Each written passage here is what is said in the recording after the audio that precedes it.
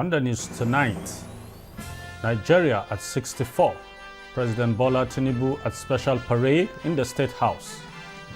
Every reform comes with its challenges. Ours is not an exception.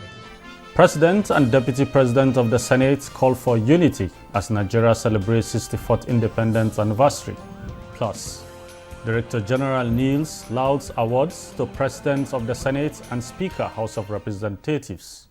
Good evening and welcome to Parliamentary News. I am Abubakar Galadima.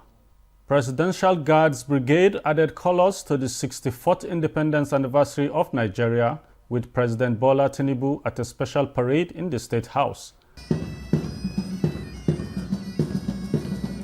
The special guest is here for Nigeria's Special Days commemoration.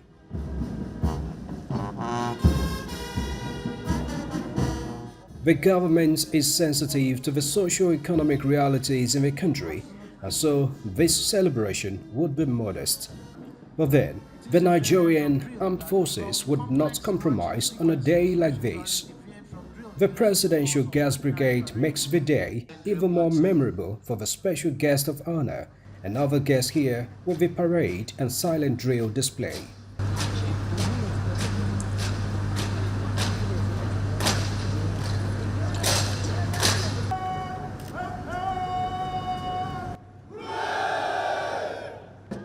The performance by the cultural troupe and mass band was simply instructive that Nigeria's strength remains its unity in diversity. The 6 geopolitical regions have sent their representatives to lift the treasure, lift, and they have successfully lifted it. Can we put our hands together for all Nigerians? All of a sudden, there is joy, there is rejoicing, there is celebration in Nigeria. And so, Nigeria's unity and peace should be sacred for the leaders and the led to protect. Though it was a no-speech making event, dignitaries who spoke to State House correspondents had opportunity to react to the earlier broadcast by President Bola Tinubu. Of course, the President is aware that Nigeria is fast passing through a very challenging time, but he also knows that we need to do this necessary sacrifice for Nigeria to progress. Every reform comes with its challenges. Ours is not an exception. We do hope that Nigerians will, at the end of the day, see the fruit of their labor. And he left no one in doubt in that speech about his belief in Nigeria, about his empathy, about his optimism that a stronger Nigeria that will serve our youth, our younger ones, and all of us, and make Nigeria take its place of pride in the Committee of Nations is emerging. We want the young people to feel the government. We want the young people to see the government, and we want the young people to touch the government. Very soon, you are going to see us pushing again, even before the confab, which is also going to be part of what we are going to push out of the confab. We need to have a what we call a national agency that is for the young people. This is a period for reflection. This is a period for action. This is a period for patience and endurance. Things are tough, and the president has acknowledged that. And he and his members of his team are doing everything possible to ensure that this hardship at least is mitigated. And despite the current challenges, they express belief that the better days are almost here. In the State House, Musbah and Wahab, NTA News. To assess the journey of Nigeria since its independence in 1960 is the senator representing Anambra Central Senatorial District, Victor Ome. Senator, what is your take on this? Well, Nigeria is still a young nation.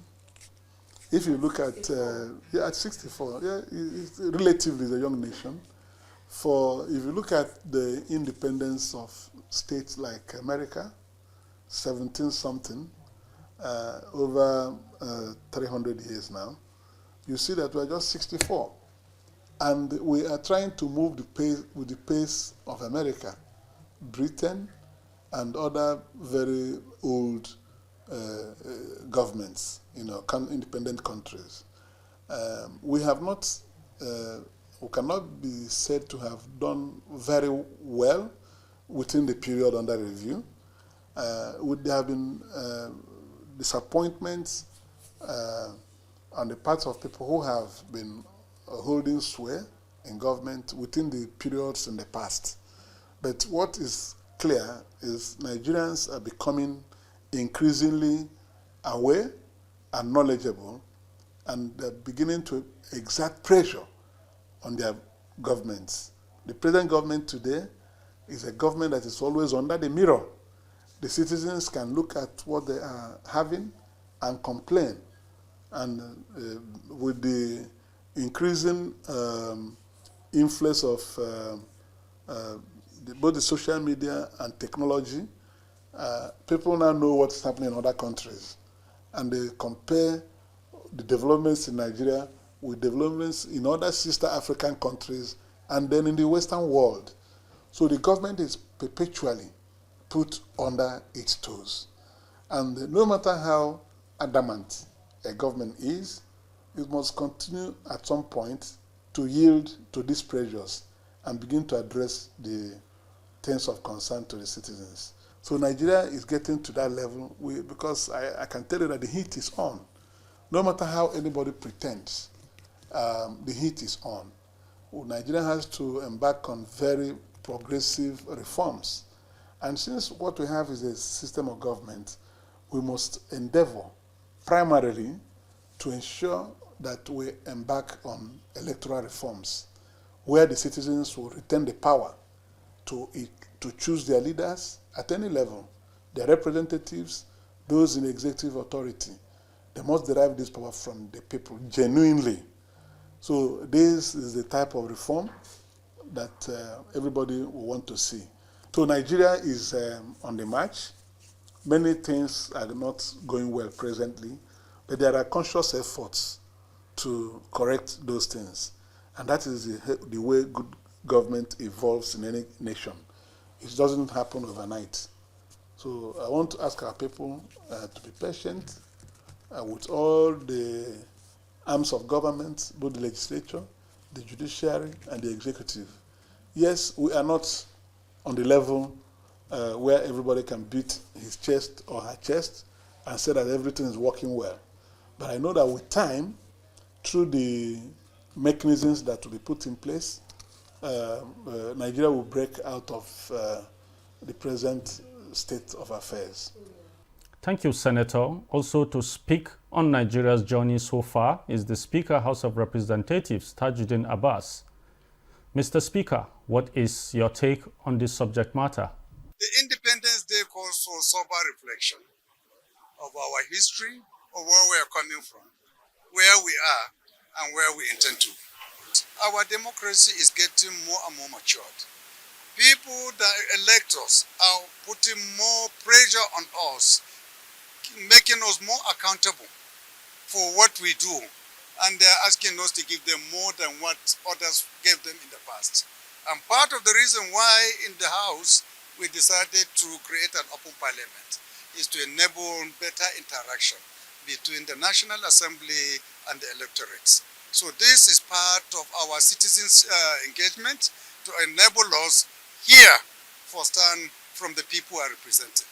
That was the Speaker, House of Representatives, Tajuddin, on Nigeria's 64th independence anniversary. As Nigeria celebrates her 64th independence anniversary, President of the Senate, Godswill Akpabio, has urged citizens to be patient and hopeful as the administration of President Bola Ahmed Tinubu will turn things around for the better. In a congratulatory message to Nigerians on celebrating the milestone, Akpabio applauded Nigerians for their indomitable spirit, saying though the nation has been faced with numerous challenges, the citizens have remained resolute and resilient.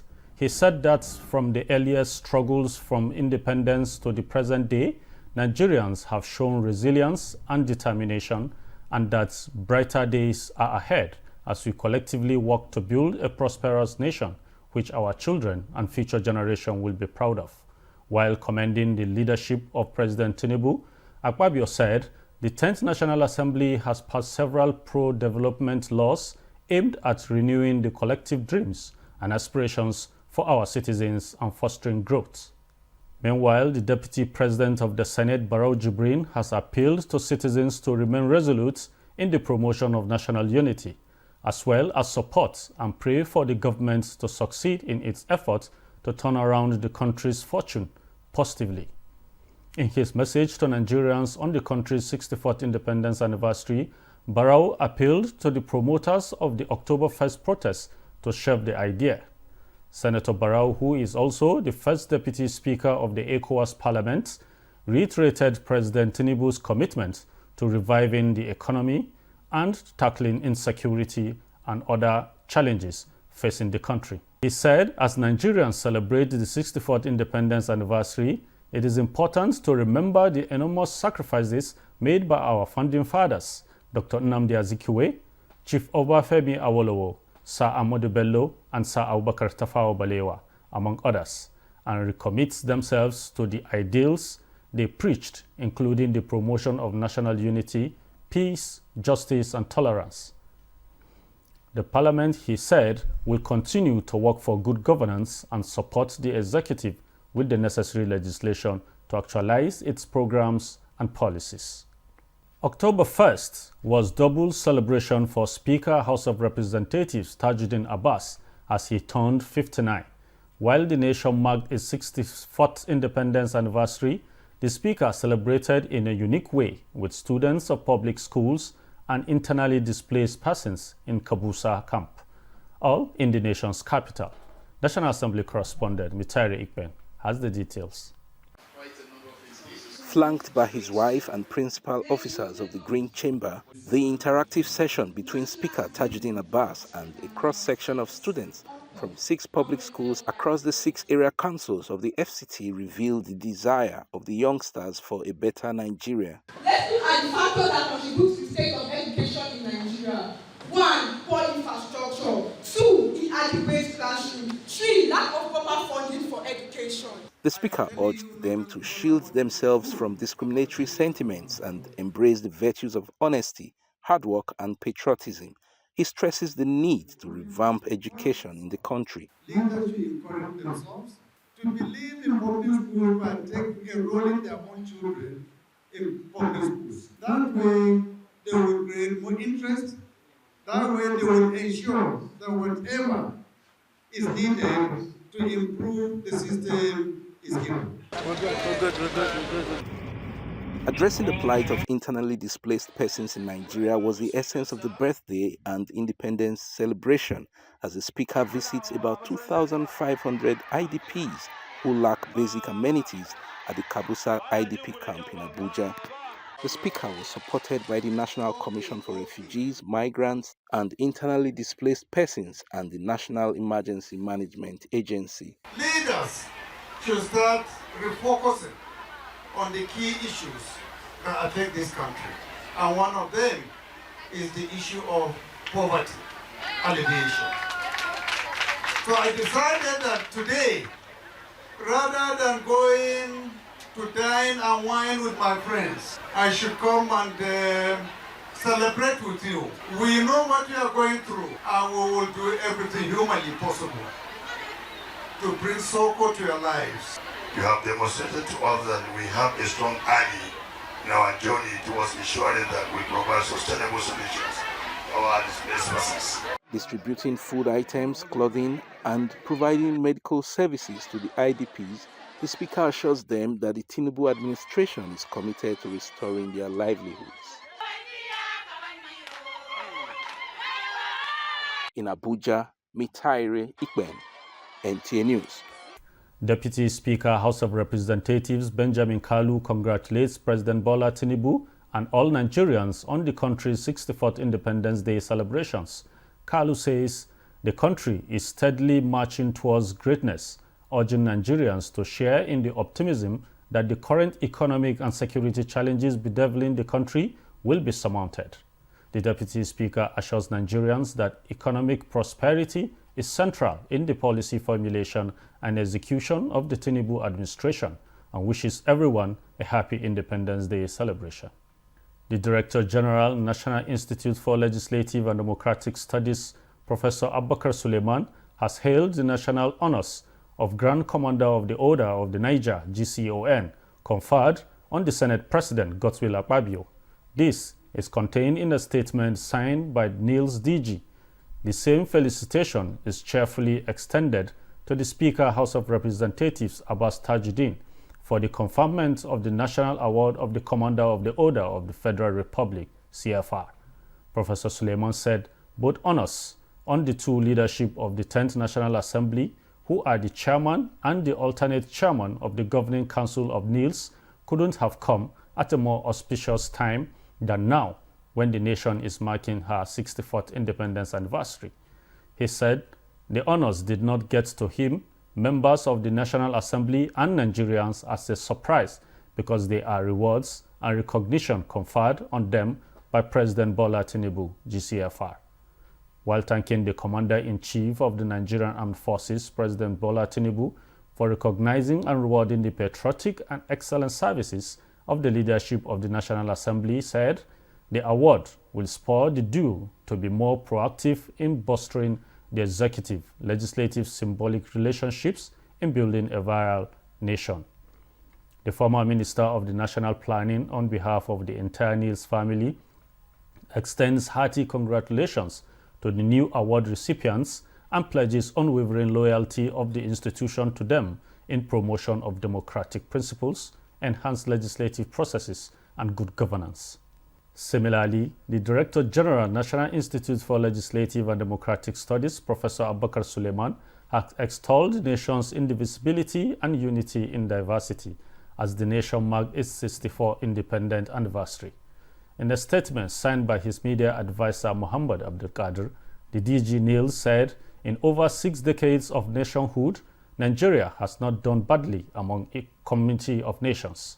He buttressed his conviction about the greatness of the country with the assertion that Nigeria is globally ranked as the leading largest stable democratic nation to be reckoned with among performing democracies of the world.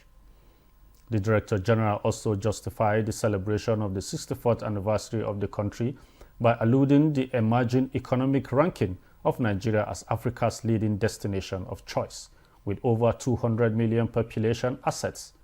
The former Minister of National Planning opined that Nigeria at 64 opens a new vista of hope under the Renew Hope agenda, mantra of the President Bola Ahmed Tinubu. And still to come, civil society organizations in Nigeria kick against illicit financial flow in Nigeria. That will be after the break. Don't go away.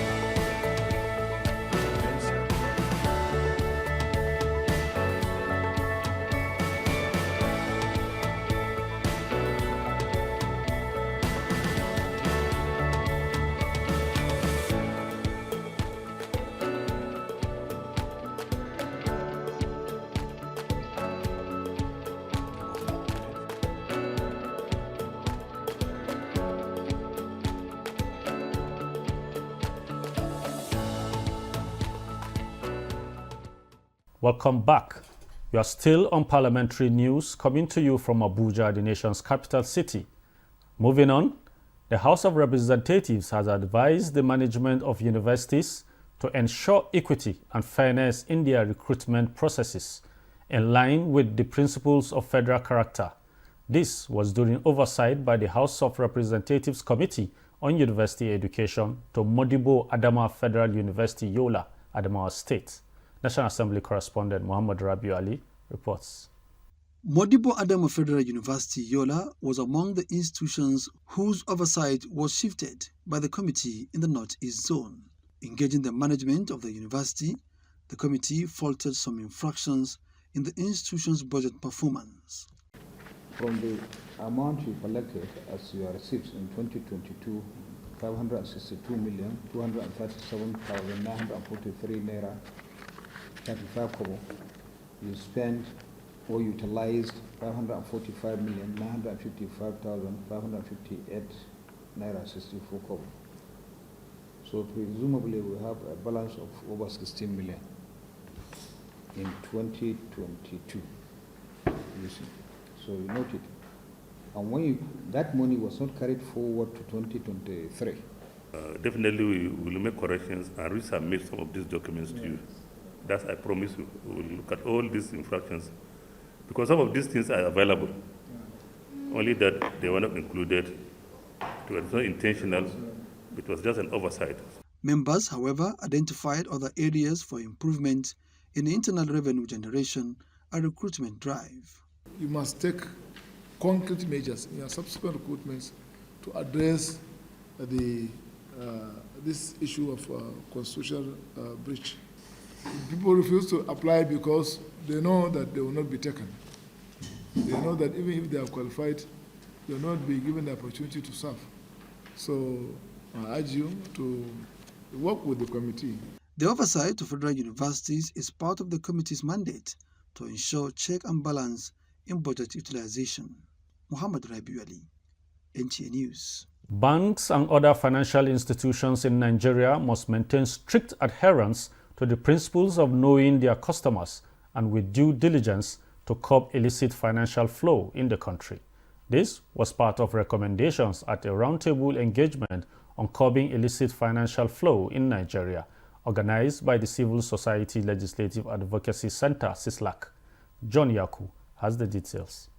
Insecurity, poor infrastructural facilities in hospitals and schools, among other negative effects, are attributed to shortage of funds to carry out development projects due to illicit financial flow in Nigeria. Nigeria continues to lose a lot of resources as a result of the activities of some few unpatriotic Nigerians who continuously siphon public taxpayers' money, go and keep it abroad, and defraud the nation and the people, and even themselves, because eventually when they took this money out, they didn't even have access to getting this money for their own personal use. Development expert Dr. Harry Udo, in his presentation, identified corruption, failure on the part of banks and other financial institutions, as well as regulatory bodies to carry out due diligence in their operations as what perpetrate these crimes against the nation. Illicit financial flows remain an urgent issue in Nigeria. To increase awareness and understanding that leads to collaborating with banks, other financial institutions, and corporations on promoting fair finance in Nigeria. We have, a lot of these regulations and laws are actually in place, but the institutions that should implement these laws are actually not stepping up to the plate. We will also take the papers to the EFCC, the Economic and Financial Crimes Commission. We'll go to the ICPC as well with those recommendations. We'll also continue to engage with the Chartered Institute of Bankers. Security agencies, banking, and other regulatory bodies were represented at the roundtable. John Yaku, NTA News. The Kebbi State Legislative Arm has approved the full implementation of the medium-term expenditure framework for 2025-2027. This is a valuable document essential for ensuring fiscal sustainability and effective resource allocation and management. Correspondent Usman Abdullahi Shehu reports. The medium-term expenditure framework is a crucial tool for government to effectively manage their finances and achieve economic goals. It provides a framework for setting fiscal policy objectives, allocating resources, and monitoring progress over a stipulated period. Recently, Kebbi State House of Assembly received the Economic and Fiscal Update, Fiscal Strategy Paper, and Budget Policy Statement from the executive arm of government. The chairman of the House Committee on Finance and Appropriation, Adam Muhammad Birni Yawuri, while presenting the report on the MTEF, highlighted the benefit of fully implementing the framework. Fiscal Strategy Paper, FSP, and Budget Policy Statement, BPS, are the key elements in medium-term expenditure framework, MTEF, and annual budget process, and as such, they determine resources available to fund government projects and programs from a physically sustainable perspective. Speaker Muhammad Usman Zuru, who acknowledged the commitment of the legislative arm in driving positive progress in the state, described the move as a testament to the state's government's effort to enhance fiscal responsibility and transparency. The document of MPS document which covers 2025 to 2027 is hereby adopted.